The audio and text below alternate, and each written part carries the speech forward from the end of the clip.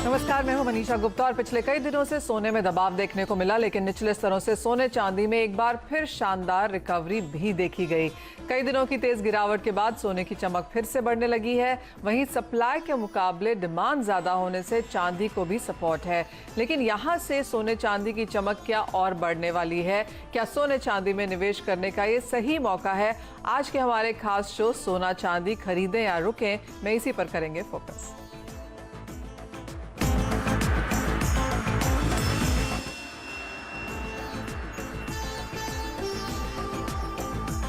इस खास शो में हमारे साथ जुड़ रहे हैं बॉम्बे ज्वेलर्स एसोसिएशन के कुमार जैन, मेटल फोकस के चिराग शेठ और निर्मल बैंक कमोडिटीज के कुणाल शाह। सभी का कार्यक्रम में स्वागत है। कुणाल, सबसे पहले आपसे जानना चाहेंगे, क्योंकि ये हफ्ता काफी वॉलेटाइल रहा है। हमने 1800 के लेवल नीचे में टूटते हुए देखे और चांदी की तो बात ही दूसरी है, क्योंकि वहां पर तो काफी हद तक जिस तरह से ट्रेडर्स फ्रेंजी हमने आते हुए देखी, उसके बारे में भी डिटेल में बात करेंगे। लेकिन सोने से शुरुआत कर लेते हैं और यहाँ पर अब आप क्या फंडामेंटल्स देखेंगे और कहाँ जाते हुए नजर आते हैं भाव?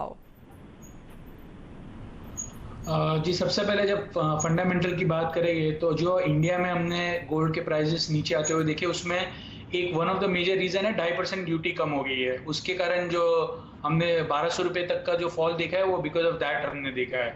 अभी जब इंटरनेशनल गोल्ड की बात करेंगे तो इंटरनेशनल गोल्ड में जो हमने फॉल देखा है वो जैसे जैसे ये जो कोविड की वैक्सीन सबको डिस्ट्रीब्यूट हो रही है और एक्सपेक्टेशन बन रही है कि आगे जाके इकोनॉमीज में रिबाउंड अच्छा आएगा और सिंस इकोनॉमिकल कंडीशन यूएस और सब जगह पे वर्ल्ड वाइड अच्छी होगी, तो ईटीएफ में एग्रेसिव बाइंग नहीं आ रही है। नई जो एग्रेसिव बाइंग पिछले साल की जो गोल्ड की तेजी थी, that was completely driven by ETF. So ये ईटीएफ की बाइंग फिलहाल म्यूटेड है।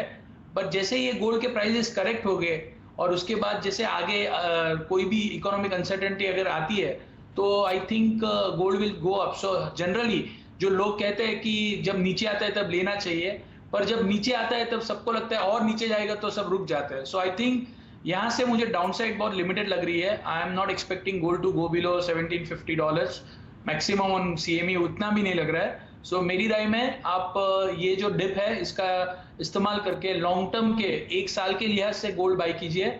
अच्छा लग रहा है। एक हफ्ते में छोटा मोटा आपको एक बाउंस बैक देखने मिलेगा। ये वॉलेटिलिटी कंटिन्यू रहेगी, बट ये भाव में गोल्ड में मंदी करना कोई सेंस नहीं लग रहा है। ये अच्छे लेवल से लॉन्ग पोजीशन क्रिएट करने के लिए। कुणाल, जिस तरह की रिपोर्ट्स यहाँ पर बैंक ऑफ अमेरिका और सिटी की तरफ से आती हुई नजर आई हैं, उन्होंने अपने जो टारगेट्स हैं इस साल के वो नीचे की तरफ थोड़े से रिवाइज किए हैं। अब इन बैंक्स को नहीं लगता कि $2300 या $3000 पर आउंस के लेवल सोने में यहाँ पर देखने को मिलेंगे। जो पिछले साल के हाईज हैं वो यहाँ पर फिलहाल उन्हें रेजिस्टेंस लेवल्स के लिहाज से नजर आते हैं। आपको क्या लगता है यहाँ पर कितने हाईज अब इस साल में देखने को मिल पाएंगे? या आई वुड स्टिल से पिछले साल जैसे $2300-2400 के लेवल तो मुझे एनीवे नहीं लग रहे थे, but I was expecting $2000-$2050। So under the current circumstances maximum मुझे लग रहा है फिर भी गोल्ड में पोटेंशियल है that it can still deliver from present levels 10 to 15% return on the conservative basis. So 1950, $1980, that kind of levels can come by the end of the year. We don't know what is going to happen 6 months down the line, whether US में inflation आएगा या नहीं आएगा, या whether there is going to be deflationary threat. So ये uncertainty है जो time being के लिए सबको लग रहा है कि सब uncertainty चली गई है, but that is not the case.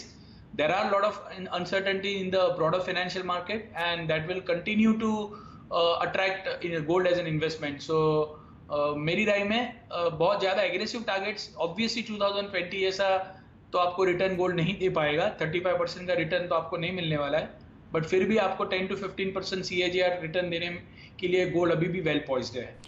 1750 का इमीडिएट सपोर्ट है, ऊपर में 1980 और 2040-50 तक यहाँ पर सोना इस साल में जा सकता है। तो ऑफ कोर्स बड़ी रेंज है, लेकिन पिछला साल हमने इवन मोर वॉलेटाइल यहाँ पर बनता हुआ देखा है। चिराग, आपसे जानना चाहेंगे किस तरह की खरीदारी फिलहाल हमने बाजार में आते हुए देखी है? पिछला क्वार्टर यहाँ पर अच्छा था, लेकिन जिस तरह की वॉलेटिलिटी अब यहाँ पर है, चाहे वो इन्वेस्टमेंट की मांग हो, फिजिकल ज्वेलरी हो या सेंट्रल बैंक बाइंग हो, किस तरह से आप इन खरीदारों को देख रहे हैं? देखिए मनीषा, अगर हम फिजिकल की बात करें, स्पेशली फोकसिंग ऑन इंडिया और जो दूसरी स्ट्रांग गोल्ड कंज्यूमिंग कंट्रीज है। ऑब्वियसली ये कुछ दिनों में जो प्राइस करेक्शन आया हुआ है, और स्पेशली अगर हम जनवरी और फरवरी की बात करें तो हमें जरूर यहाँ पे डिमांड इंप्रूवमेंट दिखाई दी है। ये ना, जैसे इंडिया में हम मानते हैं कि around 10 to 15% of demand improvement on a sequential basis जरूर देखने को मिली है। अगर हम ईटीएफ के निवेशक की बात करें तो ईटीएफ के निवेशक अभी भी थोड़े बहुत साइडलाइंस पे है। हमने ईटीएफ के जो डेटा आ रहे हैं उसके अंदर कोई बहुत ही सिग्निफिकेंट बाइंग नहीं देखने को मिले comparative to silver. In silver में अराउंड 53 मिलियन आउंसेस की बाइंग आई हुई है। Compare to that in gold में काफी हद तक बहुत ही ज्यादा बाइंग म्यूटेड है। शायद ये भी है कि जो गोल्ड के निवेशक है, क्योंकि पिछले साल इतनी ज्यादा गोल्ड में बाइंग आ चुकी है, तो एक एपिटाइट होगा या उनके पास जो पैसा है वो अब थोड़ा बहुत लिमिटेड है। और दो जो इंपॉर्टेंट रिस्क बन के आ रही है अब ये है कि डॉलर में जो स्ट्रेंथ आ रही है और यील्ड में जो एक अपमूव देखा जा रहा है, उसका जरूर गोल्ड पे एक इम्पैक्ट है in the near term. But overall मेरा मानना ये है कि मार्केट बुलिश रहेगा और इसका जरूर फायदा निवेशक को होगा। तेजी यहां पर बरकरार रह सकती है, पर नियर टर्म में जो उठापटक है उससे नकारा भी नहीं जा सकता। कुमार जैन जी, आपसे जानना चाहेंगे, क्योंकि जो पेंटअप डिमांड भारतीय बाजारों में देखने को मिली है जो ज्वेलरी के हिसाब से, उससे आप फिलहाल कैसा देखते हैं? ज्यादातर बाजार या ज्वेलर्स ने हमें ये बताया कि दिसंबर और जनवरी को भी अगर कंपेयर करें तो यहां पर भी 8 से 10 या 15% की बढ़त ही देखने को मिली है। तो किस तरह की खरीदारी है, कौन खरीदार है और क्या टिकट साइज है?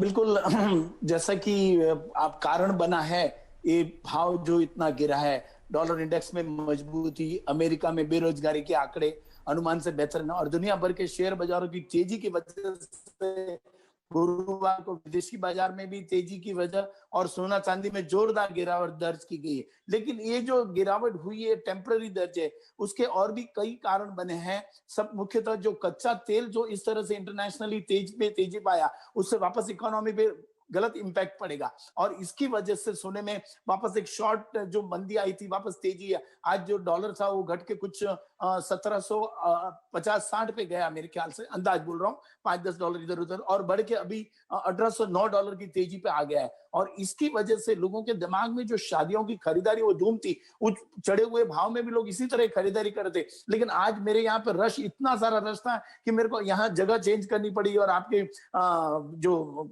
हैंडल कर रहे हैं सब, उनको कहना पड़ा कि मेरे को कि नहीं आप ये यहाँ से हटो, ये आवाज पीछे से बहुत आ रही। तो ये खुशी इस समय हम लोग देख रहे हैं और ये तेजी हम इस समय देख रहे हैं कि किस तरह से लोग बेचैन थे कि भाव घटे और मौका मिले।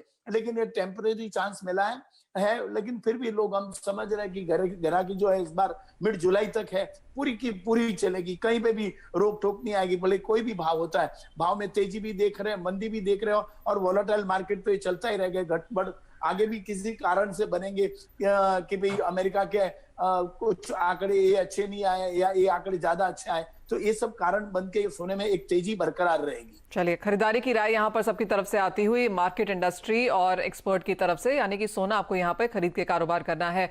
रुख अब कर लेते हैं यहाँ पर बजट की तरफ, क्योंकि बजट में जिस तरह का हमने ज्वेलरी मार्केट के लिए आते हुए देखा वो क्लियरली काफी सकारात्मक, सराहनीय था। इंडस्ट्री को काफी उम्मीदें भी थी और काफी हद तक फाइनेंस मिनिस्टर ने उसको यहाँ पर डिलीवर भी किया है। कुणाल, सबसे पहले आपसे ही जानना चाहेंगे, और आपने इनिशियली अपने कॉमेंट्स में भी कहा कि सोने में जो करेक्शन है वो ग्लोबल मार्केट्स की तरफ से भी था और जो 2% की कटौती हमने इंपोर्ट ड्यूटी में आते हुए देखी उसकी वजह से भी था। पार्टिसिपेशन प्राइसेस क्या अब अलाइंड इन है, बाजार इसको डाइजेस्ट कर चुका है? Yes, absolutely. मार्केट बहुत डायनामिक है। वही दिन इनफैक्ट जो मिस प्राइसिंग हुआ था वो इमीडिएटली हमने देखा, मार्केट ने ऑटोमेटिकली उसको प्राइस इन कर दिया। So after the day of budget I think all discrepancies are no longer there in the market और market is functioning absolutely normally. जो दूसरी बड़ी चीज यहाँ पर बजट लेके आया है वो है बुलियन एक्सचेंज। और चिराग, काफी सालों से इसके बारे में बात होती रही है और बैक टू बैक हमने बजट्स में पहले गिफ्ट सिटी के लिए एक बुलियन एक्सचेंज की बात सुनी और इस बार SEBI regulated domestic bullion exchange की बात यहाँ पर की गई है। फ्रेमवर्क इसका तैयार है, हम काफी सारे सेमिनार्स में, वेबिनार्स में इसकी बात करते रहे हैं, लेकिन कितना समय लगेगा इसको ऑन ग्राउंड आने में? और जो स्टेक होल्डर्स की यहाँ पर बात की जा रही है कि banks, importers, refiners, manufacturers, jewellers, retail trade, क्या ये सब इसका हिस्सा बन पाएंगे? जी हाँ मनीषा, जैसे हमने भी काफी शोज में इसके ऊपर डिस्कस किया और जब ये आईबीई की बात हुई थी, इंटरनेशनल बुलियन एक्सचेंज, तभी भी हमने ये कहा था कि इसे कम से कम 6 से 9 महीने लग जाएंगे, और आज आईबीए के डिस्कशन को भी काफी टाइम हो चुका है। तो मेरा ये मानना है कि एटलीस्ट 9 महीना कहीं नहीं जाता। होपफुली इस साल हमें एक बुलियन एक्सचेंज इंडिया में देखने को मिलेगा। और मैं एक बहुत ही सिग्निफिकेंट चीज जो एफएम ने कही इस बुलियन एक्सचेंज के बाद, जब उन्होंने कहा कि सेबी को एक सिंगल रेगुलेटर बना दिया जाएगा, उन्होंने कहा कि वॉल्टिंग है, लॉजिस्टिक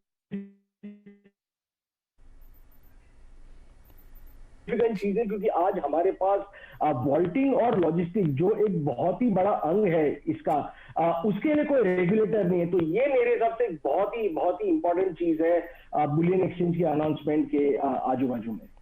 जी हाँ, जो क्वालिटी एश्योरेंस है, वॉल्टिंग, एसेइंग, सिंगल अम्ब्रेला के नीचे जो यहाँ पर काम होना शुरू हो जाएगा, चाहे वो बाइंग है, सेलिंग है, इन्वेस्टिंग है, रिसाइकलिंग है, बाजार को बहुत सारी उम्मीदें बुलियन एक्सचेंज से हैं। कुमार जैन जी, आप इसे कैसे देखते हैं, और आप जब इसका हिस्सा बनेंगे तो क्या एक्सपेक्टेशंस हैं? जो एक ट्रांसपेरेंसी, प्राइस डिस्कवरी और क्वालिटी की बात यहाँ पर हमेशा भारतीय बाजारों में की जाती है, क्या वो इससे सॉल्व हो जाएगा? बिल्कुल। यहाँ के जो सोना जो था, मैन्युफैक्चरर लोगों को समय पर अवेलेबल नहीं हो पाता था, लेकिन अब ये बुलियन एक्सचेंज बनने की वजह से सबसे बेस्ट पार्ट ये होगी कि मार्केट से जो सोना पड़ा है, मार्केट में 25,000 टन सोना पड़ा हुआ है, मंदिरों में सोना पड़ा हुआ है, गृहिणियों के पास सोना पड़ा हुआ है। तो जो सोना अब उनको पेपर में आ जाएगा, वो सोना तो पेपर में आने से वो सोना इजीली अवेलेबल होगा, और अवेलेबल होने से जो रेट है वो रेट भी जनरली क्या होता था कि भी इंटरनेशनल मार्केट से सोने की, जैसे यहाँ सीजन आती थी, फेस्टिव सीजन आया तो यहाँ पे रेट ऑटोमेटिक बढ़ जाते थे, क्योंकि उस समय उनकी मांग रहती थी, तो इंटरनेशनली वो रेट बढ़ते थे और यहाँ पे भी उससे रेट बढ़ते थे। अब सोना यहाँ इंडिया के स्टॉक में रहने से सेबी रेगुलेट करेगी उसको, और हर कोई जो इसमें है, जैसे अभी आपने कहा कि भी रिटेलर रहेंगे, मैन्युफैक्चरर रहेंगे, होलसेलर रहेंगे, इंपोर्टर्स रहेंगे, तो ये सब रहने की वजह से सोने की अवेलेबिलिटी एकदम इजी हो जाएगी, और इसकी वजह से बहुत बेहतरीन काम होगा। हो सकता है इसमें करंट अकाउंट डेफिसिट का भी थोड़ा बहुत फायदा हुए,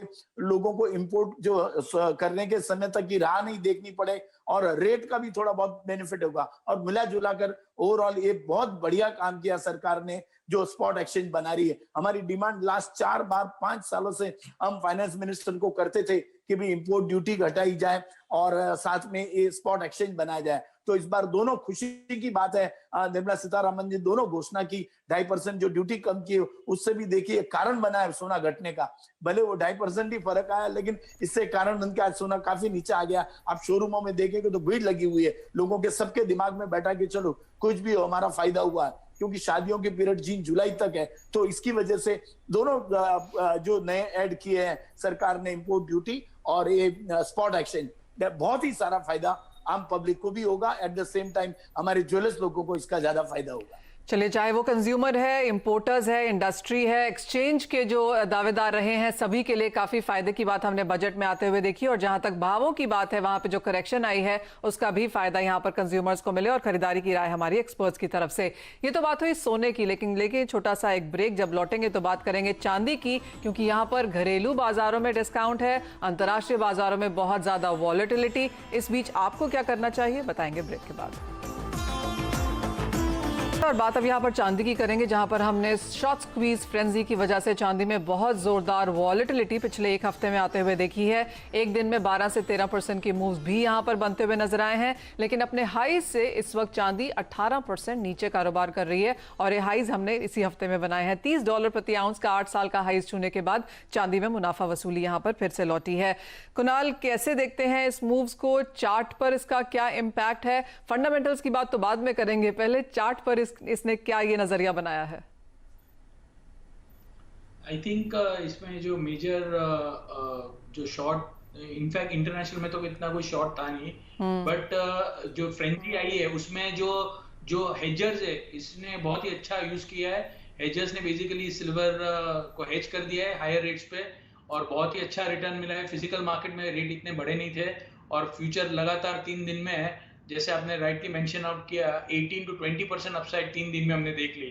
सो physical market was not responding in the same way, so there was a huge opportunity. So लोगों ने एनकैश किया है वो अपॉर्चुनिटी को, और एक्चुअल मार्केट में इसकी वजह से थोड़ा माहौल ऐसा हो गया है कि अभी फिलहाल एक बार जो 74-75 के जो टारगेट्स थे, जो पूरे साल में एक्सपेक्ट करते थे, वो 3 दिन में ही आ गए। सो अभी जो एक्साइटमेंट था कि चांदी में तेजी होगी, वो एक्साइटमेंट अभी फिलहाल फिजल आउट होता हुआ नजर आ रहा है। चिराग, कैसे देखते हैं आप चांदी को, स्पेशली भारतीय बाजारों में? क्योंकि लास्ट टाइम भी आपसे बात हुई थी, आपने कहा था लगातार डिस्काउंट में चांदी यहां पर कारोबार कर रही है, खरीदार कम है, बिकवाली करने वाले यहां पर ज्यादा हैं। एज ऑफ नाउ क्या स्थिति है? जी हाँ, बिल्कुल मनीषा, अराउंड $1.4 का डिस्काउंट चल रहा है चांदी में, और ये कंसिस्टेंट डिस्काउंट है। हमने नीचे में $4 से $5 की भी चांदी में डिस्काउंट देखी। मैंने अपने 15 साल के करियर में इतने डीप डिस्काउंट्स कभी नहीं देखे चांदी में। दो यहाँ पे इंपॉर्टेंट चीज है, एक है कि अगर हम इंपोर्ट्स की बात करें तो इंपोर्ट्स बहुत ही ज्यादा स्लो है चांदी में, क्योंकि ओवरहैंग जो स्टॉक्स है वो काफी ज्यादा, हमारा अनुमान है अराउंड 1000 टन के स्टॉक्स फिलहाल इंडिया में पड़े हुए, अराउंड 250 टन के MCX में है, 500 टन के स्टॉक्स श्री सिटी और कांडला में और कुछ और 300-400 टन के स्टॉक्स ऑल ओवर इंडिया छोटे छोटे वॉल्ट में पड़े हुए हैं। इनके अलावा कंटिन्यूस सेलिंग इन्वेस्टर्स की तरफ से आ रही है। जैसे हमने देखा कि चांदी इंटरनेशनल मार्केट में और डोमेस्टिक मार्केट में काफी हद तक ऊपर चली गई थी, तो उसकी वजह से जो इंडियन निवेशक थे जिन्होंने 35 से 40 हजार के बीच में चांदी खरीदी थी, वो कंटिन्यूसली अपनी चांदी बेच रहे हैं। तो जब तक ये दोनों चीजें बंद नहीं होती, जो इन्वेस्टर्स की तरफ से जो सेलिंग है और ये जो ओवरहैंग है, तब तक चांदी डिस्काउंट में इंडिया में कंटिन्यू रहेगी। और मेरा मानना है कि $1 के डिस्काउंट हमें और शायद 1 से 2 महीने तक देखने को मिल सकते हैं। उसके बाद थोड़ी बहुत इंपोर्ट में रिकवरी हमें देखने को मिलेगी। तो as of now enough stocks हैं, खरीदार यहाँ पर नहीं है, और जिस तरह के डीप डिस्काउंट्स हमने चांदी में आते हुए देखे हैं उसका इम्पैक्ट क्लियरली यहाँ पर प्राइसेस में है, जो फिजिकल मार्केट्स में ज़्यादा यहाँ पर प्रोनाउंस्ड है। कुणाल, फंडामेंटल्स की अब यहाँ पर अगर बात करें तो इंडस्ट्रियल एप्लीकेशंस का जिस तरह का कॉन्वर्सेशन किया जा रहा है, और अगर हम पिछले कुछ सालों में यहाँ पर माइन सप्लाईज और ग्लोबल डिमांड की बात करें तो वहाँ पर भी काफ़ी अंतर दिखने लगा है। माइन सप्लाईज गिर रही हैं और डिमांड कंजम्पशन यहाँ पर बढ़ रही है। आगे जाके फंडामेंटल्स क्या बताते हैं? जी, आपने बहुत वैलिड पॉइंट किया। सबसे पहले माइन सप्लाई का। जब हम सिल्वर के माइन सप्लाई में लास्ट 5 साल का ग्रोथ देखेंगे तो वर्चुअली नथिंग, हमने कोई मेजर ग्रोथ नहीं देखा सप्लाई साइड पे। प्राइसेस डिप्रेस थे। अभी प्राइसेस ऊपर आने के बाद, और ये जो अगर कोविड की वैक्सीन सब लेते हैं तो उसके बाद जो साउथ अमेरिका में जो हमने सप्लाई लॉस होते हुए देखा है, that will be interesting to see how much supply is going to return back, because ये जो प्राइस लेवल है वो काफी हाई है as compare to what it used to remain. 40 to 42,000 की अगर एवरेज आप देखेंगे और आज चांदी 60-65 की एवरेज देखेंगे, उसमें जमीन आसमान का फर्क है। Miners given a choice will obviously start to resume their production और सप्लाई। नई कैपेसिटी आना डिफिकल्ट है, पर जो माइन प्रोडक्शन बंद हो गया है, रफली that is around 6 to 7% of the global silver supply. Slowly and gradually during 2021 धीरे धीरे प्रोडक्शन सिल्वर का जो एक्जिस्टिंग माइन सप्लाई है उसमें से आना चालू होगा। फिर भी ये मार्केट टाइट है। डिमांड साइड से मेनली सोलर, इंडस्ट्रियल एप्लीकेशन में, इलेक्ट्रॉनिक साइड से बहुत रॉबस्ट डिमांड है सिल्वर की। ये दो सेगमेंट हमको ब्राइट लग रहे हैं ये साल भी। डिमांड ब्राइट है, सप्लाई धीरे धीरे बढ़ने की आशंका है मुझे कि ये ड्यूरिंग दिस ईयर थोड़ी सप्लाई सिल्वर की बढ़ेगी as compare to last year. Very quickly Kumar ji, आपने कैसे देखा है सोने और चांदी की खरीदारी में? आप कहेंगे सोना यहाँ पर बेहतरीन प्रोडक्शन में है? डेफिनेटली सोना ऑलवेज बेहतरीन प्रोडक्शन में रहेगा। लोगों में, शादियों में, गिफ्ट में, हर चीज में कहीं ना कहीं जाके सोना ही काम आता। मुझे एक बात याद आ गई, कल चांदी पे आप बात कर रही थी ना कि भाई चांदी में क्या चल रहा है। चांदी में हकीकत में कस्टमर 10 किलो चांदी लेके आया था, और उसके पहले एक कस्टमर आया था बाय करने, तो उसने 7-8 किलो चांदी ली, उसको 72-73 के भाव में उसको लेना पड़ा। वही चीज, ये फिजिकल बात कर रहा हूँ, और वही चीज चांदी जो दूसरा कस्टमर बेचने आया, मैंने मार्केट में वापस पूछा, हम लोग तो चांदी में डील नहीं करते, मैंने मार्केट में उस चांदी को 64 रुपीज में भी लेने को तैयार नहीं थे वो लोग जो सेलर है। तो इतना सारा डिफरेंस 72 और 64 के बीच में डिफरेंस चल रहा है। तो कहीं पे जाके जो चांदी की जो डिमांड रहती है ऑर्नामेंट्स में नहीं रहती है, ज्यादा करके इन्वेस्टर्स रहते हैं वही यूज करते हैं, या थोड़ा बहुत इंडस्ट्री में जाता है। जैसे कि सर ने कहा कि इलेक्ट्रिक साइड में बिल्कुल नहीं खरीदारी है, यानी कि फिजिकल जी हाँ, यानी कि फिजिकल मार्केट्स में बिल्कुल भी खरीदारी यहाँ पर चांदी में नहीं है। मेरे पास लास्ट 1 मिनट है कुणाल, बहुत क्विकली आपसे कच्चे तेल के बारे में जानना चाहेंगे, क्योंकि उसका इम्पैक्ट हमने सोने, चांदी, बाकी एसेट क्लासेस, करेंसीज पे भी आता हुआ देखा है। नियरली $60 के पास, अब यहाँ से क्या उम्मीद है? I think मंदी के trigger, there is an absence of fresh bearish triggers, क्योंकि सऊदी अरेबिया प्रोडक्शन कट रहा है और कंप्लायंस 100 more than 100% है। सो ये मार्केट और भी थोड़ा बहुत ऊपर जा सकता है, 60 to 63 डॉलर्स तक के लेवल्स आपको ब्रेंट और WTI 58-59 के लेवल्स दिखा सकता है। यानी से यहाँ से भी बढ़त की उम्मीद है आगे जाके, और काफी हद तक ये माना जाता है कि कच्चे तेल में जिस तरह की तेजी देखने को मिलती है उसका इन्फ्लेशन पे असर पड़ता है और उसका फायदा भी यहाँ पर सोने चांदी उठाते हुए नजर आते हैं, तो शायद वहां पर भी एक नजर रखने की फिलहाल जरूरत है। लेकिन इसी के साथ शुक्रिया, इस कार्यक्रम में आज इतना ही समय है। कुमार जी, चिराग एंड कुणाल, बहुत शुक्रिया साथ जुड़ने के लिए। तो राय हमारे एक्सपर्ट्स की तरफ से यही निकल के आ रही है कि यहाँ से और बढ़त देखने को मिल सकती है। नियर टर्म वॉलेटिलिटी यहाँ पर बाजार में जरूर रहेगी, उठापटक का आप फायदा उठाएं, खरीदारी करके सोने और चांदी में इस साल भी फिलहाल काम किया जा सकता है। इसी के साथ मुझे दीजिए इजाजत, लेकिन आप देखते रहिए CNBC आवाज।